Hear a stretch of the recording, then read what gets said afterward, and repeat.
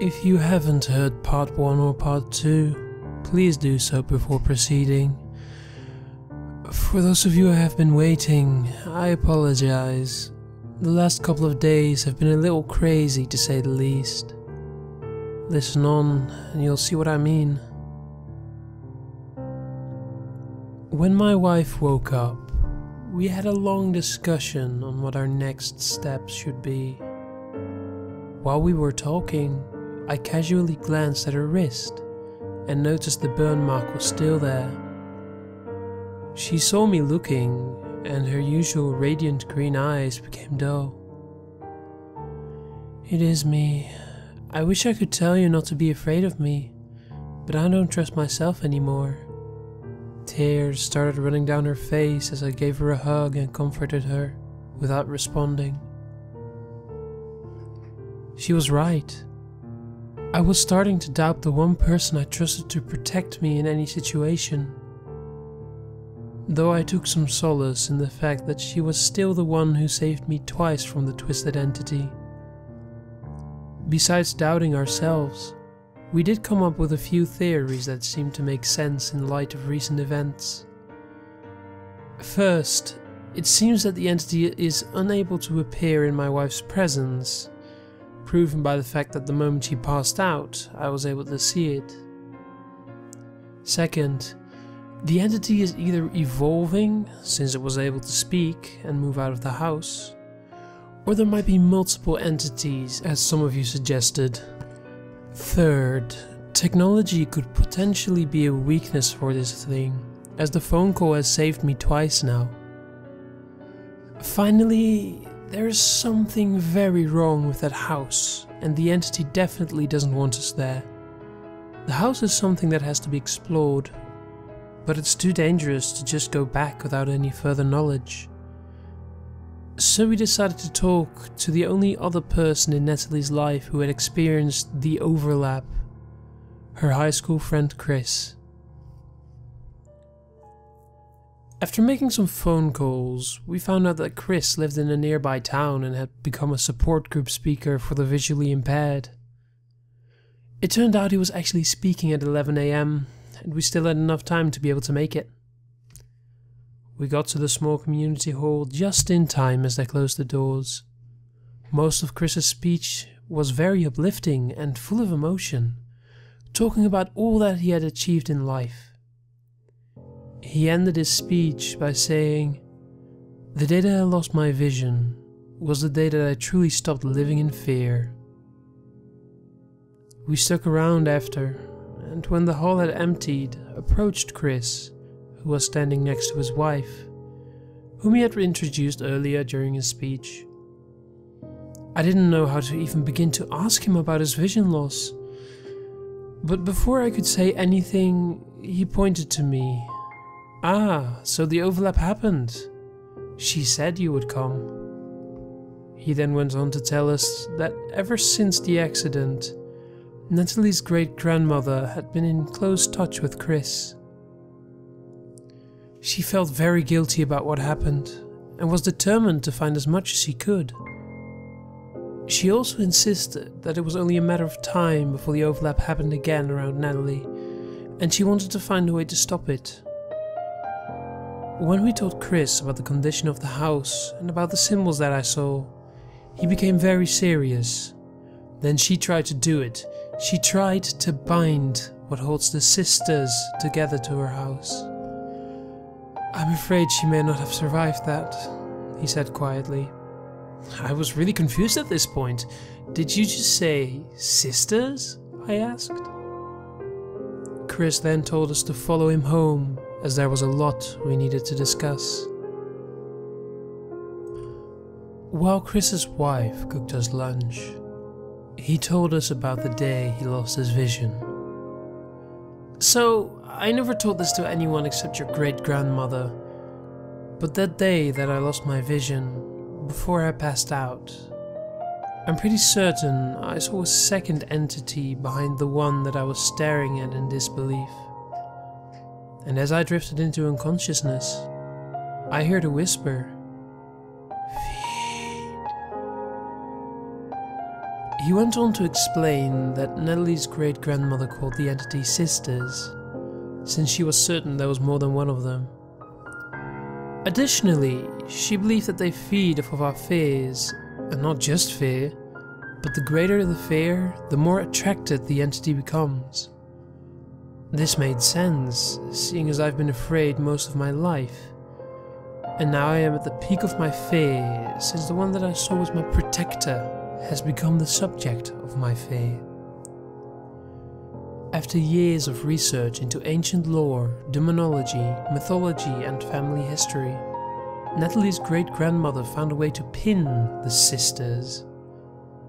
That has to be why there were many strange symbols in the house, and why the sisters didn't want us going near the house.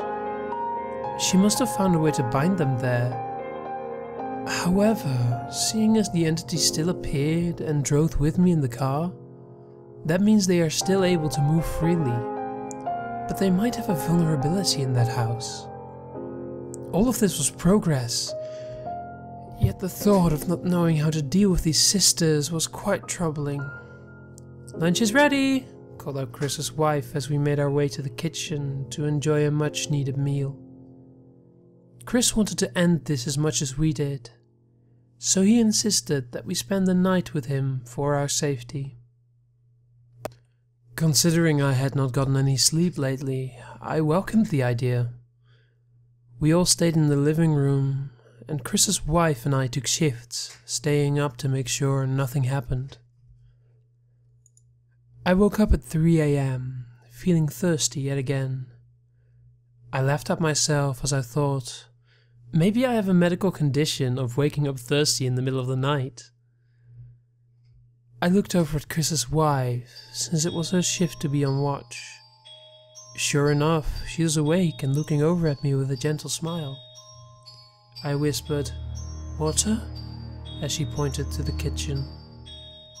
I walked over, half in fear of seeing the entity again. The kitchen was thankfully empty, as I went to look for water in the fridge. Darn, no cold water in the fridge. I figured they might have some bottled water in the pantry. When I opened the pantry, I saw that it was very spacious and dark. I went to turn on the light and saw something very unexpected and horrific. In the corner lay Chris's wife, tied up, seemingly unconscious. Then it all hit me. "Lunch is ready." Those were the only words spoken by Chris's wife that day. I was so caught up in figuring out what was chasing us that I missed that fact completely. I rushed back to the living room to find my wife missing and Chris sound asleep. What ensued after is beyond bizarre. I woke up Chris and called the cops immediately. I knew they must have taken her to the house. I didn't have time to tell them my wife was missing, so I rushed out the door and headed for the house. Yes, I know this was very stupid, but we do so stupid things when our loved ones are in danger. That's just human nature. During the drive, I kept asking myself, how did I miss that? Why is the entity evolving so fast? It took another form?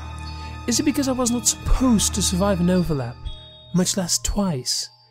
Is it hunting me down? But why take my wife? I'm the one they want. I finally reached the house. It was now 6 AM in the morning. Before I could step outside my car, my phone rang. It was Natalie. "Hello? Honey, are you okay? Where are you?" I yelled as I picked up. I'm so confused. I thought we slept at Chris's house. I'm home. Please, just come back." Now I was really confused. Is that still my wife on the phone? "Honey, your wrist." Before I could finish, she replied, "Yes, there is a burn mark on my wrist." So I decided to drive back. As I started reversing, I saw it.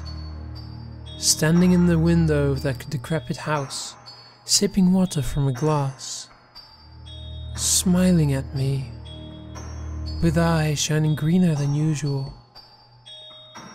I left for home, frustrated and not understanding any of what was going on. On my drive back, I wondered, it knew I was going to go back to the house to look for my wife. It wanted me to see. But why? When I got home, Natalie came running and gave me a hug.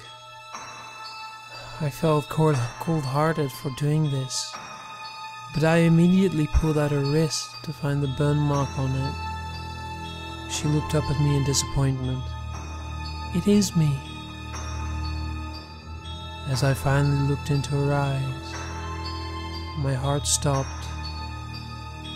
Her eyes, they were dark black. The iris of her eye was no longer the beautiful green that I had come to find comfort in. They were a deep black. Natalie has been crying a lot ever since she looked in the mirror, and I am still processing all of what just happened. It's been a complete day since her eyes changed color, and there have been no more sightings of the entity. Life is seemingly normal. Not perfect anymore, but normal. Natalie is still herself, but seems to be a lot more of a serious person now. I spoke with Chris on the phone, and he told me that him and his wife are doing okay, and have not seen the entity since. At this point, I am writing this update, and I'm not sure if I should go back to the house and investigate. I can't help but think it wanted me to see its eyes that day at the house. It wanted me to know what it took from me. I don't even know if destroying the sisters will bring back Natalie's beautiful green eyes. With that said, I'm keeping a close eye on her.